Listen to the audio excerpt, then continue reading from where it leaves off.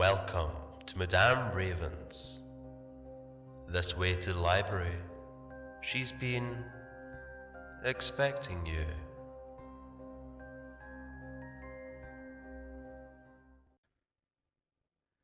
By the light of the silvery moon, Lacy in the City, by Lair 64.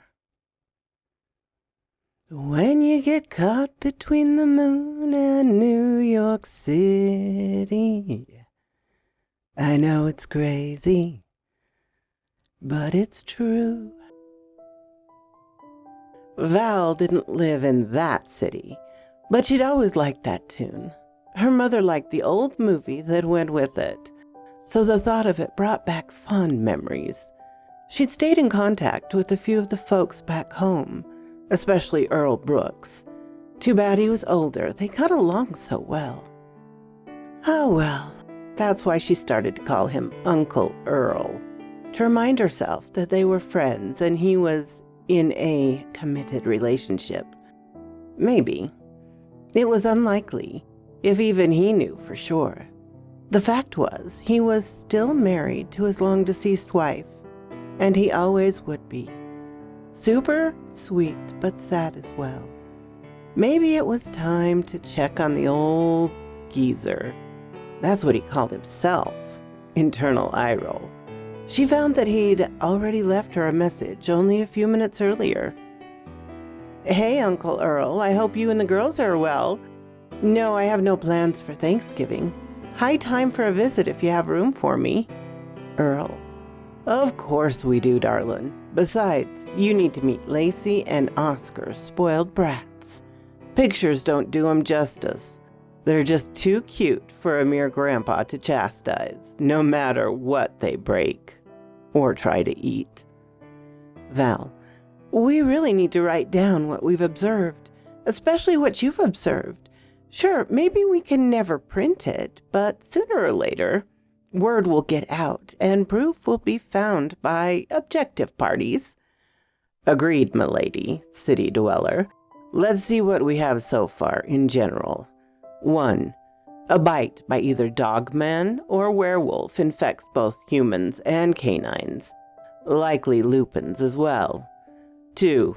A scratch seems to cause more serious wounds to other changed beings, but a scratch for we plain old mortal folks, after a brief, flu-like illness, seems to increase the vigor and vitality of the scratched. Plain ol'. 3. Werewolves retain anthropomorphic joints and lack a tail, yet the head becomes decidedly lupin or canine. Not 100% sure which. Maybe closer to a baboon? Ears are definitely canis, but remain mostly on the sides of the head. 4. Dogmen retain canine joints and retain their tails. Their ears tend to get pointy and shift towards the tops of their heads. The front legs grow longer, and the front paws develop into hands with claws, always in need of trimming. 5. Canines gain an uncanny intelligence on par with many people. Stop it, you know what I mean. And a facility for human language. 6. Werewolves' intelligence seem to degrade somewhat, especially when they are excited by hunger. Hard to tell with the Alberts, they weren't too bright to start. Barnum was a sharp fellow, though. In the end, it seems his human nature may have won out, since he left Tom and Oscar alive. Wish we'd known that before. Well, you know. 7. Turned dogmen and werewolves tend to keep their personalities to a large degree. The Alberts were still jerks, while Lacy, Oscar, and Pete did their best to remain decent. 8. Natural-born dogmen develop based on nature and nurture. At least, that's what the pair that Lacy and Oscar share have shown. 9. Not sure if werewolves breed, and if they do, how they are raised. They eventually said their good evenings. Valerie wanted to get in a quick jog through the park before bedtime. The female human creature that trotted through the park gave off a savory aroma, warm and moist with sweat. Not much fat, but he hadn't eaten human flesh since he'd arrived in this place. It was so full of the prey creatures. A regular and diverse buffet. His for the taking. His parents had always kept him in the woods, but when they decided to take on a group of hunters, they'd lost. He and his twin sisters were left to fend for themselves. One night as they tracked some loose goats along a dark country lane, a large truck turned a corner too quickly and was upon them before the young female werewolf could bound out of the way. The driver sped on into the night, but the adolescent male caught his scent, even over the smells of diesel fumes and metallic burning from the brakes. He'd tracked the smells and discovered this place, so full of easy meat. No need for an empty belly, or to chase the wild creatures, varmints, and the loose livestock. Amidst the smorgasbord of prey smells, he'd lost track of the truck driver, though his temper flared each time that scent crossed his mind, or the smell of diesel fumes. The jogger thumped along under the light of the newly risen moon and the trail lights that ran through the park. She jammed to the tunes that came through the one earbud she had inserted. The other was out so that she could hear any sounds that might alert her to danger. She saw a figure rise out of the darkness over the small hill at the apex of the running trail. The shadow resolved into another runner who clopped along from the opposite direction. Young woman, pretty with that heart-shaped face and magnificent hair. I'm jealous, she thought as they nodded and waved to one another. As she neared the top of the rise, a larger figure resolved from within the shadows at the side of the trail. It ran full tilt at her from the side with the inserted earbud. She noted the enormous shadow far too late to do more than scream loudly but impotently at the maw that engulfed her face and the fangs that punctured her cranium. She felt the hot, slimy interior of the creature's mouth as it covered hers, like some obscene kiss. Some part of her may have felt the razor claws that rent the flesh of her back and sides and then entered her abdomen to get at the vulnerable organs inside. She heard the snap and crackle of her neck as the carnivore twisted its enormous head. Her last conscious sensation was of floating upward, propelled by the unseen force that struck her. Val liked to run without earbuds. She had music in her head when she wasn't listening to the sounds around her or meditating on her life and livelihood and necessitudes. She was glad of the other runners she passed. It meant that the path ahead was likely safe, already successfully traveled by another. The truncated scream sounded behind her, and she stopped, whirled to face it, and crouched in readiness. She looked back up the short slope and saw nothing but some bushes that moved on one side of the pathway. They swished for a moment, and then were still. She saw no sign of the other woman. Perhaps she'd picked up her pace and made it over the hill and out of sight. Haroo! Her heart leapt, and adrenaline coursed through her body. Merde, I hate jump scares, she thought. The triumphant howl of a successful hunt rose from one side of the trail ahead. It came from the side on which she'd observed the bushes move. She'd listened to recordings Uncle Earl had found. This was not a dogman. The difference was subtle, but she'd listened until she could discern between the two as though her life might one day depend on it. She'd grown up in the country and learned early on not to run from predators. However, she knew that this one had already secured its meal for the evening. She maintained a steady pace until she was around the next corner and then ran all out, all the way home. It never occurred to her to call the police. What could they do? Death for the current victim was certain. and they would only get hurt or killed if they approached that thing while it dined. Maybe even things, after all.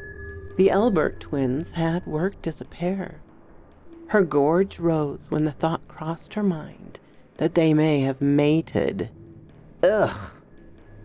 She calmed herself and called the one person in whom she had absolute confidence. A week later, she drove her Jeep through and beneath those threatening pines from which the Elberts had emerged to ambush her the last time she'd gone this way. Of course, that had been after dark, and now it was just past sunrise. She thought glumly about how she had such disdain for poor Pete Barnum, to whom she made the initial report, and who clearly knew something but was constrained from speaking about it. He was now dead under the jaws of what she and Earl suspected was a natural-born dogman. She was a little more prepared this time. She had a pistol and some pepper spray, but she hadn't really practiced with either. Uncle Earl had assured her that between him and Sheriff Cloud's deputies, she'd be an adequate shooter, if not a true pistolier, by the time she had to return to the city from Thanksgiving break. Merdy! Val nearly jumped out of her skin when she saw the figure that towered at nearly 7 feet tall and rippled with muscles as it emerged into the light of the moon. Its fangs and claws glistened, sinister and deadly, in the first glow of moonlight. It issued a low growl that engendered a gut-twisting, primal fear response deep within her. Then another figure emerged from the verge of the trees and rushed towards her, all shadows and blurred with speed. At the last moment, the creature slowed and Val was lifted up and pressed backwards in a foul-smelling embrace by her friend, in many ways her sister, Lacy. Once she'd calmed enough that she was sure she wouldn't vomit or pee, she was thrilled. Lacy set her back on her feet and flicked her chin towards Oscar. Magnificent! There was simply no other word for the being who stood grinning at her and adding his own rank effulgence to the mists of monster breath. Magnificent, aren't they? Uncle Earl exactly matched her own thoughts with their easy rapport. I wouldn't expect anything less from you, Lacy, she assured her friend. Lacy grinned wide and she huffed. She took a few steps towards the forest and then uttered a low growl with a whine at the end. Hesitantly at first, but with greater enthusiasm, when they spotted Grandpa Earl, 2 figures emerged from the underbrush. Male dogmen were very obviously male, and one of these was clearly a boy. The other was just as clearly a girl. They were an obvious blend of their parents' features and builds. Earl opened his arms, and the 2 smaller figures ran into his embrace. They nearly bowled him over and set him to laughing. They hugged at him for a few moments. Valerie had never seen a man so happy. He'd been right. The bear was off the charts adorable, although already quite large. She couldn't believe that she was part of such an odd, yet amazing extended family. So you think you have a werewolf on your hands? Earl sat back and rubbed at his chin, something he did when pondering. You are sure it's not a feral dogman? Val considered for a moment. No, I just don't see one of those living in the city. Even one that turned from a dog would go a little nuts with all the noise and weird smells. Come to think of it, even a werewolf would be pretty stressed. Besides, this thing attacked a person, as far as we can tell. That's pretty rare for a dogman. Lacy nodded her agreement and rubbed absently at the puncture scars on her neck. The ones she'd gotten the night the Lacy Elbert werewolf had infected her. The night her breath turned foul, but so much else had begun to grow better. I'm sure glad you decided to let that incident in the park go. It's sad for that woman and her family. But if you'd interrupted its feeding... Earl shivered. Val sighed. I know. I feel awful. So guilty that all I could do was run. I didn't even call the police. I didn't want them to get hurt or start connecting dots. Besides, I knew that it was over for her. Unprepared authority figures would have just made things worse. For that matter, how would I prepare them? Oh, hey, 911 operator, there's a werewolf in the park eating a jogger. Careful, there may be more than one. She shook her head to clear the ridiculous thought from her mind. Still, I wish I could have helped, been more prepared. Earl grinned. Well then, good thing we start your shooting lessons this evening. Val frowned. Shouldn't we start at the range? Earl shook his head. Oh no, we start with safety, then components of your firearm, then the rest that goes into it before the hammer even strikes the cartridge. Always treat weapons as loaded. Know your threat and what is beside and beyond it. Treat the barrel as though there is a laser that extends ahead and can destroy anything it crosses. And keep your fingers off the trigger until you're ready to fire. Sergeant Tom Knox repeated the safety lesson on which Earl had grilled her earlier. Earl had given her the basic safety rules last night and showed her how to clear, disassemble, and reassemble the little handgun. In the morning they reviewed and he taught her some basics about stance, drawing and getting on target, point shooting, and above all, properly pressing the trigger while maintaining a proper grip. She'd actually been a little tired before they set out for the range. Tom had brought targets from the sheriff's office, and they were various pictures of human threats, with guns, knives, crowbars, etc. She was soon nailing them center mass, 2 rounds to the body and 2 rounds to the head. For fun, Earl used a Sharpie to draw werewolf features on a few, and replaced a dagger with claws. Then they upped the stakes and gave her moving targets, then smaller targets.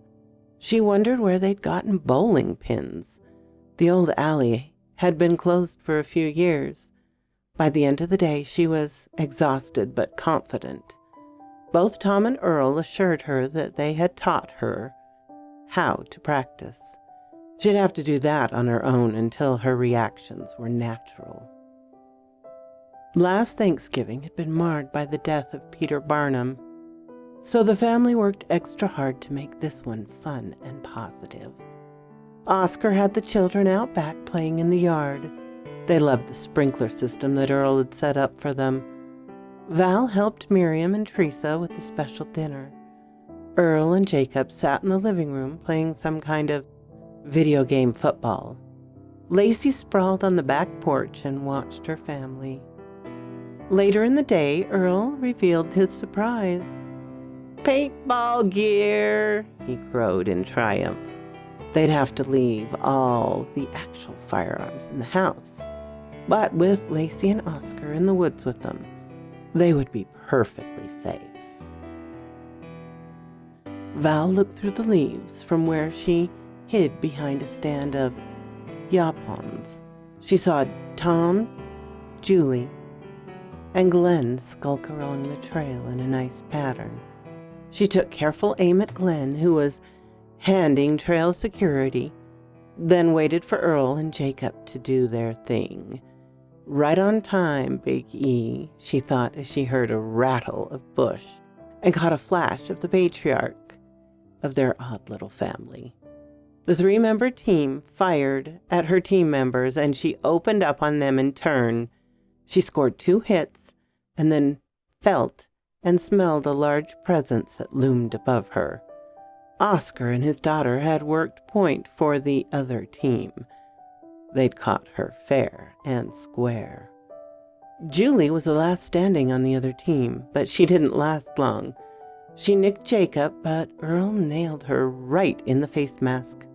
Oscar communicated to his girl to keep watch on the prisoner and faded into the brush, headed towards Earl. There was a barking noise from up ahead, and before Val could even register what had happened, Lacy stepped out and scooped up her daughter and nuzzled her throat. She quickly put down the squirming child and dove into the trees in Oscar's wake. He circled back on her, and as they squared off, their son wrapped his arms around Oscar's lower legs. Lacy leapt forward and wrapped her arms around her husband's head and tapped his throat with her massive razor claws. "That's 2 out of 3, declared Miriam. "Game over. It's time to dive into dessert and drinks." Val looked up at her dog-woman friend. "So are you going to give me the kids' names that we can pronounce with our pitiful, barely armed mouths?" Lacy gaped her hideous smile and huffed out her even more hideous dogman breath. She cocked her head and flicked her chin at Val, and then at Earl. Val thought she understood. "So you want us to name them?" Lacy reached out and carefully patted Val on the head and shook her own in turn. She pointed to her daughter and then to Valerie, then pointed to her son and then to Earl. "Ah," the light went on for Val. "You want to name them for us?" Lacy nodded vigorously and lolled her tongue in delight. "Earl the Second, since Earl, his grandpa, and Valerie the Second after her aunt. A little confusing. Perhaps she could use my middle name. It's Adele." Lacy thought for a moment and then beckoned to Oscar. Her mate loomed large and scary behind her, but with his typical friendly grin. Valerie gave him the spiel from the top. He thought for a moment, looked at Lacy, and made some weird noises. Lacy answered, and they both turned to Valerie and nodded. "Adele it is," she announced. "We need a ceremony like a bar mitzvah." She restrained her laughter at the look of pure confusion on both of those terrifying countenances. "And so I, as Alpha, bestow my name on the eldest son of Lacy and Oscar Brooks," Earl intoned in a solemn manner and clapped his namesake on the shoulder. The young dogman was as tall as his grandfather's shoulders and promised to grow at least as tall as his father. He grinned and spewed stench into the lead alpha's face in appreciation and love. Valerie smiled at her own namesake in turn. "I'm giving you my second name, Adele. I love it as I love your mother, and now you. Please wear it with honor." She received a slobbering kiss that was as ripe as the breath of any grown member of her species. The little ceremony complete, the group settled in for a last Thanksgiving weekend meal. Valerie was a little concerned that Miriam might feel slighted about the names, but she didn't seem to mind, and had even added some trappings for the ceremony. They shared the work of cleaning up dishes afterwards, while Earl and Jacob took care of cleaning up everything else and putting away leftovers. "Lacy really thinks of you as her sister. There was, after all, an instant bond between you two. I think she misses you as much as she craves any human company, which is not much," Miriam smiled. "Especially after the twins," Val noted. "Talk about an instant bond. They almost crushed me vying to see who could sit the closest. Not that I'm complaining. Despite the breath thing, they are incredibly sweet and well-mannered. Lacy and Oscar are doing a great job," she laughed. "It's so weird to be having this conversation. Anyone who heard us would think it was about, well, people. I guess it is, though. They're as smart as most and smarter than many. They are certainly on the decent side of the human scale." "I feel good. I think I'm as good as I'm going to get with this first set of sessions. I promise I'll practice, Uncle Earl," Valerie assured her monster mentor as she prepared to leave. They just completed one last set of shooting courses out in the trees so that she'd be prepared to defend herself in the big bad city. "All right then, gorgeous. You head off and do your due. I know you bust your butt between work and school. You'll just have that JD and pass the bar before you know it. You gonna make me call you Esquire? Earl grinned. Naturally, at least in mixed company. Val gave a little laugh. She loved encouragement from this man, whom she so greatly respected. Well, practice. Remember, you can do plenty without firing around. Safety first. Try to stay out of trouble, but if trouble comes knocking, it won't be for you, at least not for long. Val felt an odd impulse and wrapped her arms around his neck in a fierce hug. You be careful, too, and watch those woods. You never know what might creep out, even with the neighbors you have. Actually, especially with the neighbors you have. The city is much safer in that regard. The two-legged meal below did not smell as pleasant as had most others on which he had dined since his arrival in the city.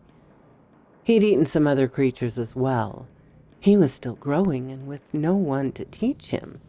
He rarely exercised control over his enormous appetite. He'd had a scare when a few of the two legs, in similar coverings, tried to capture him.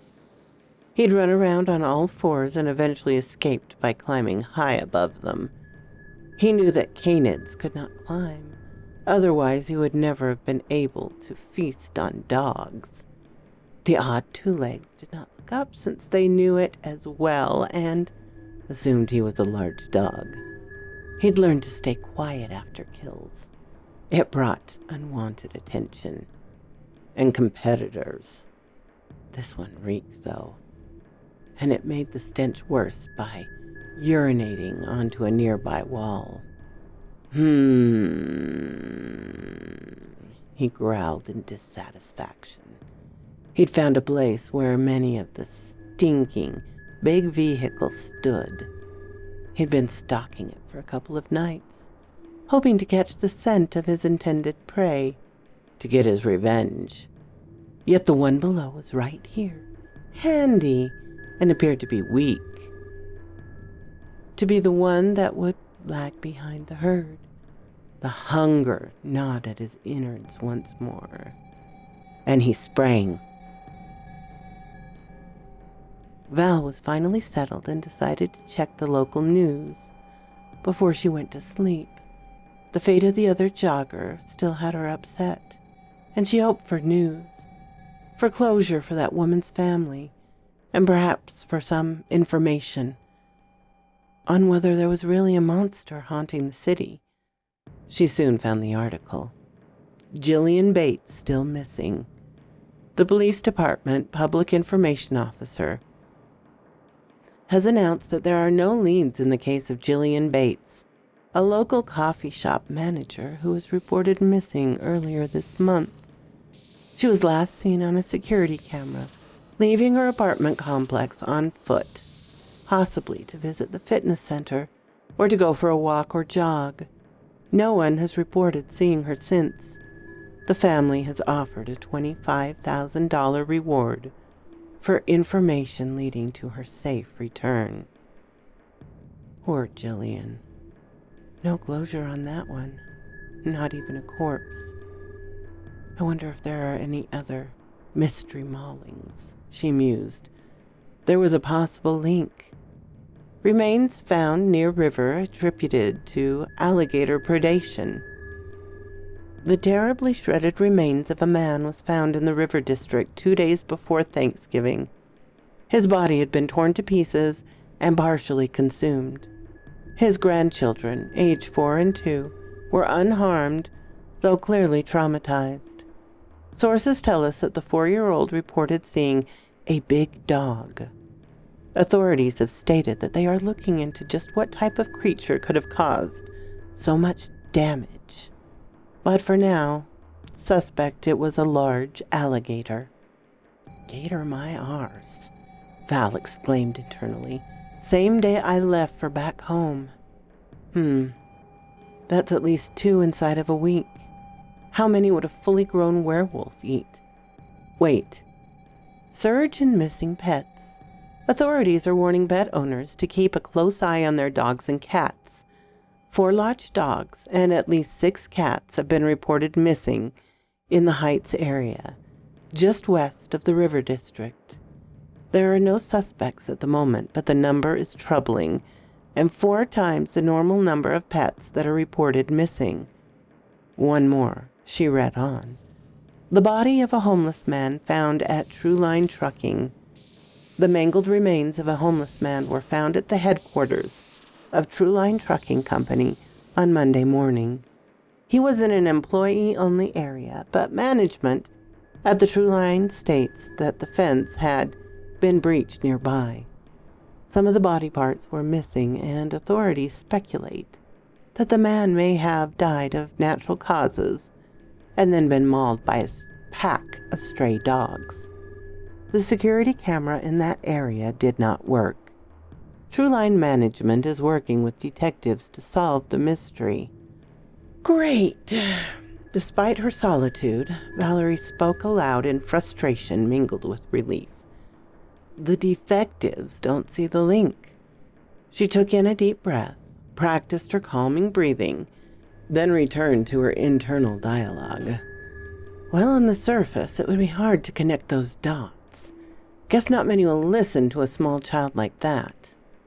Once she was calmed, she decided to do the hard work herself. She started to connect the dots as much as possible for where and when the incidents occurred. There, on a line from the park to the River District, to the Heights, then the trucking company. This thing was on some kind of mission. The line cut deeply into the dense populated portions of the city. It was loose among people who could only afford to live near an industrial park. People with families, more little kids. This has to stop, she declared to herself. Rico wrapped up the last few steps to prepare his rig for tomorrow's haul. It was time to go home and relax, have a few more beers, hang out with the kids, and enjoy a little fun with the old lady before he got his beauty rest. This time of year was always busy. Not that he minded. Holiday freight was job security. Everybody was a little bugged about the dead homeless guy. Not me, he thought, uncharitably. Dude had no business inside the lot. Others haven't been camping in here and stealing since then, like hanging up a dead bird to scare off the other birds. Wait, what was that noise? He looked over into the shadows. Was that a darker form inside the shadow of the box trailers? At last, the thing that had run over his sister had come to the place of stinking metal monsters. He'd passed up the opportunity to dine on several others and allowed them to load and to take and leave with the big rolling boxes that hissed and rumbled and spewed vile fumes. He would get to them in time, but he had awaited the one whose spoor he'd caught on that awful night, that he now caught again. A low whine escaped through his nostrils when he thought of how much he missed his sister, the only other member of his pack after they'd lost their parents. Anger boiled and his stomach lurched and roiled with hunger. He hated his prey. He wanted to make it suffer as he had suffered. He wanted to eat it alive and screaming. His anger burned until it turned into white-hot rage, and ropes of drool hang from his gaping maw. Ah, it had noted him. Perhaps. It was hard to tell. These creatures had such a limited sensory capacity and pay so little attention to their surroundings. Even a simple deer would have attempted to bound away into the darkness after this point. Another reason to hate this creature, contempt for its weakness. Without even thinking about it, he let forth a deep growl that turned to a snarl.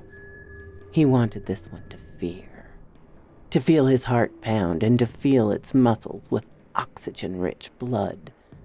He longed for the exquisite tang of mortal terror in the blood and organs when he tasted its flesh.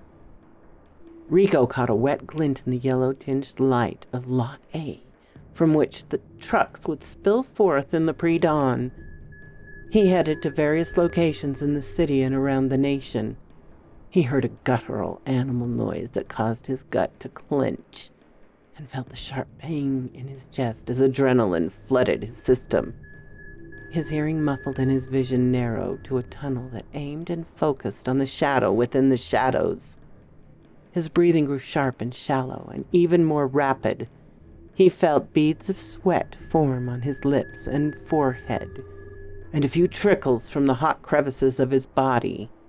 Time seemed to slow until he felt like he was in a dream state. He noted a pair of fiery red orbs that blazed like coals in a big black furnace.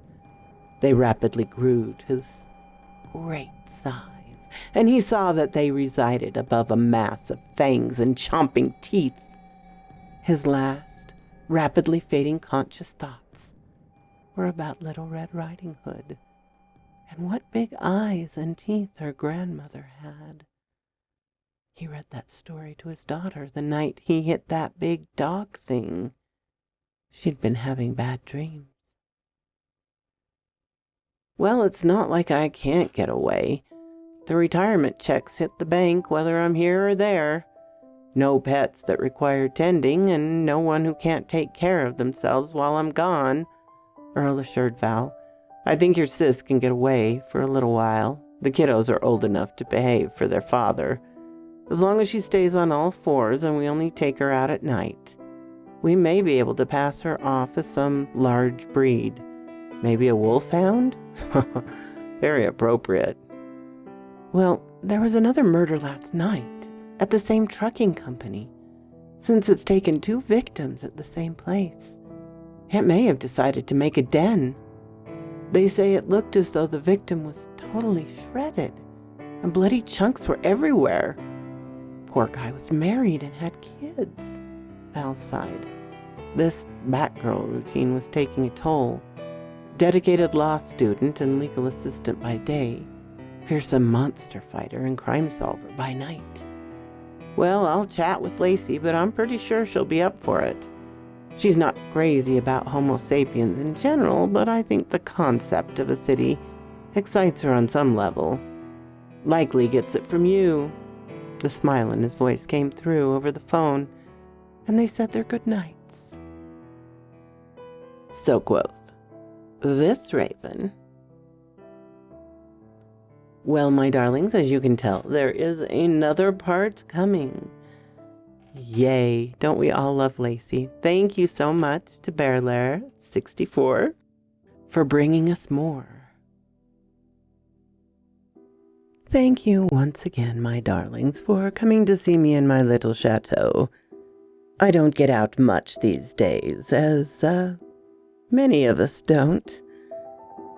But it does mean the world to me. Why else would I be reading these stories, if not for you? Special thanks to my membership and Patreon supporters: Creepy Clown Girl, Unicorn Smoke, Ermin Case, Darren and Jennifer, Laura, Mutant Artificial Intelligence, Tabby Cat, and of course, Charlotte Emerson and Cortez Williams. You guys are amazing. Have a lovely day, my darlings.